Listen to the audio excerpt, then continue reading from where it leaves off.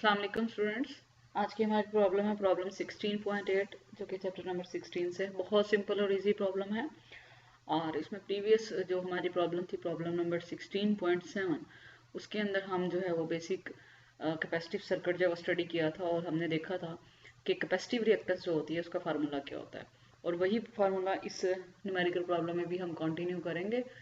सबसे पहले स्टेटमेंट देख लेते हैं, that is an alternating source of EMF 12 volt. ठीक है, ये आपको जस्ट जो है वो कंफ्यूज करने के लिए और कुछ भी नहीं है। ठीक है, एक अल्टरनेटिंग सोर्स है जो कि 12 वोल्ट पे ऑपरेट हो रहा है और उसकी फ्रीक्वेंसी कितनी है 50 हर्ट्ज। अब ये जो है, ये जो फ्रीक्वेंसी और ये जो जहाँ से आउट जनरेट होने वाला जो आउटपुट है वो किसको अप्लाई की जा रही है? It is applied to a capacitor of a capacitance 3 microfarad. ठीक है, अब ये चीज बड़ी इंपॉर्टेंट है। अब वो कैपेसिटर सिर्फ अकेला नहीं है, just like previous problem, in series with the resistor. अब रेजिस्टर आ गई है, इट मीन्स के ये कौन सा सर्किट हो गया? आर सी सर्किट हो गया। कौन सा सर्किट हो गया स्टूडेंट्स? आर सी, क्योंकि एक कैपेसिटर है और सीरीज में किससे कनेक्टेड है? एक रेजिस्टर के साथ, और उस रेजिस्टर की रेजिस्टेंस कितनी है? 1 किलो ओम्स। ठीक है, उस रेजिस्टेंस की रेजिस्टेंस कितनी है? 1 kilo ohm. Calculate the phase angle. हमने सिंपली जो है वो उसमें फेज एंगल जो है वो हमने कैलकुलेट करना है। सबसे पहले हम जो है वो एज यूजुअल जो है वो हम डाटा लिख लेते हैं कि हमें क्या क्या चीज़ें जो है वो गिवन है। कोई मुश्किल न्यूमेरिकल नहीं है और कोई मुश्किल डाटा भी गिवन नहीं है। ठीक है, हमें सबसे पहले उसने कहा कि ईएमएफ हमारी जो है दैट इज, चलें जी, हमें ईएमएफ जो गिवन है, ठीक है, वो कितनी है हमारी? 12 वोल्ट। ठीक है, और इसकी फ्रीक्वेंसी जिस पे जो है वो ऑपरेट हो रहा है, ये हमारा अल्टरनेटिंग सोर्स जो है 50 हर्ट्ज। अब ये किसको जो है वो सप्लाई कर रहे हैं हम? इसका output that is a capacitor, और जिसकी कैपेसिटेंस है हमारी 3 माइक्रोफैरड्स। 3 माइक्रोफैरड स्टूडेंट्स, माइक्रो होता है 3 into 10 raise to the power. हमारे पास माइक्रो की वैल्यू क्या होती है? 10 raise to minus 6। Don't forget to convert into the standard units. And then जो है वो हमारे पास क्या आएगा? एक कैपेसिटर इन सीरीज कनेक्टेड है एक रेजिस्टर के साथ, तो रेजिस्टर की रेजिस्टेंस हम लिख लेते हैं। अच्छा, 1 किलो ओम। ठीक है, 1 किलो ओम, तो किलो क्या होता है हमारा? बिल्कुल 10⁻³ भी कहेंगे लेकिन हम इजी करके लिख लेते हैं, दैट इज 1000 ओम्स। क्योंकि किलो को जो है, चलें हम पहले जो है वो हम 1 किलो ओम भी लिख लेते हैं और फिर जो है वो हम बताते हैं कि ये किलो एक्चुअली होता है जी 1000 के, तो ये हो गया 1000 ओम्स के। तो यहाँ तक हमारा डाटा जो है वो कंप्लीट हो गया। अब हमें फाइंड क्या करना है स्टूडेंट्स जी? हमें फाइंड करना है फेज एंगल। तो हम उसके लिए जो है वो टू फाइंड लिख लेते हैं। टू फाइंड, हमें फाइंड करना है फेज एंगल, और फेज एंगल हम पढ़ चुके हैं।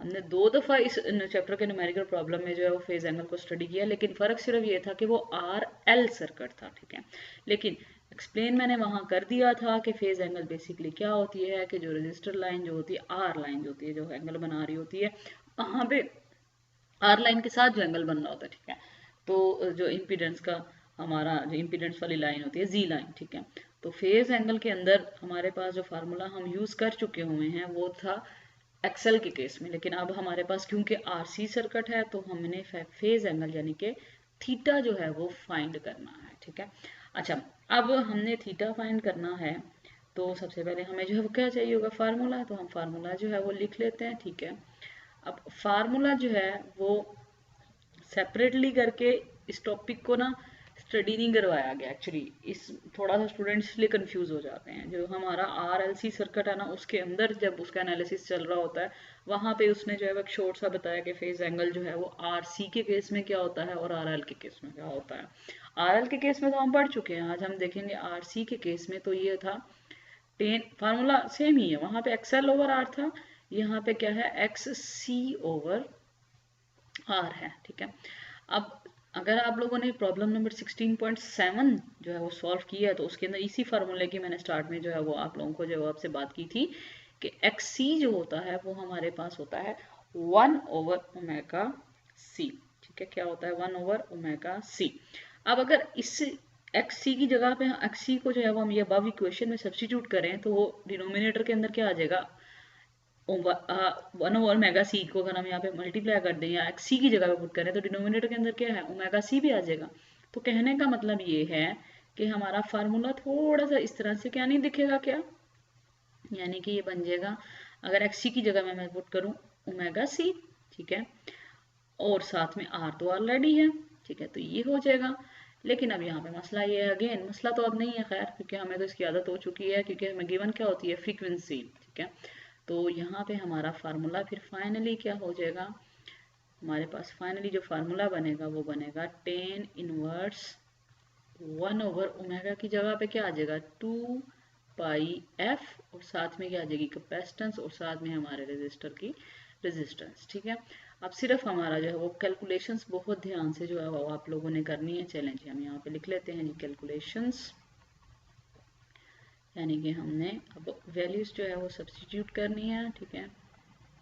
चलें कैलकुलेशंस, तो हमारे पास आ गया थीटा tan इनवर्स, ये काम तो सबसे जो है वो एंड पे होगा। सबसे पहले जो है वो हम जो है वो कर लेते हैं 1/2 and then it will be multiply by pi, and then frequency है हमारी 50 हर्ट्ज, एंड देन हमारी कैपेसिटर्स की जो कैपेसिटेंस थी वो थी 3 इंटू 10⁻⁻6। अब यहाँ पे थोड़ी सी जो है वो आप थोड़ा सा यहाँ पे देखिए, यहाँ पे 1000 में थोड़ा सा नीचे लिख देती, जगह जो है वो थोड़ी सी, तो ये 1000। अब जब आप डिनोमिनेटर के अंदर सिर्फ जब आपने मल्टीप्लाई करना है, ठीक है, आप कैलकुलेटर पे सिंपली क्या लिखेंगे, कैलकुलेटर पे लिखेंगे 2 multiply by pi multiply by 50 multiply by 3 multiply by 10⁻⁻6 and then multiply by 1000। तो आपके पास आएगा डिनोमिनेटर के अंदर आएगा 0.9424, ठीक है।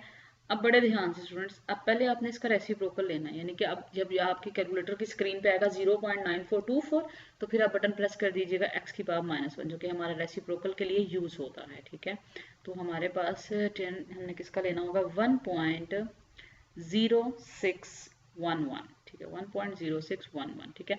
अब जब आप जो है वो करेंगे शिफ्ट प्रेस करके टेंजेंट लेंगे और उसके अंदर जब लिखेंगे 1.0611, तो आपके पास स्टूडेंट्स आंसर आएगा 46.697 डिग्रीज, और अगर हम जब उसको राउंड कर दें तो हमारे पास फाइनली जो है वो फेज एंगल आ गया 46.7 डिग्रीज। यही चीज़ हमने फाइंड करनी थी, फेज एंगल, जिसको हम थीटा से डिनोट करते हैं। आई होप स्टूडेंट्स कि आपको ये प्रॉब्लम बहुत अच्छी तरह से क्लियर होगी। और ये फार्मूला जो है वो बेसिकली दोनों ही इसमें यूज़ होता है, लेकिन बस फ़र्क ये है कि इंडक्टर के केस में यहाँ पे XL आ जाता है, जो कि होता है ओमेगा मल्टीप्लाई बाय L, ठीक है। लेकिन कैपेसिटर के केस में क्या आता है 1/ओमेगा मल्टीप्लाई बाय C। अल्लाह हाफिज़ स्टूडेंट्स।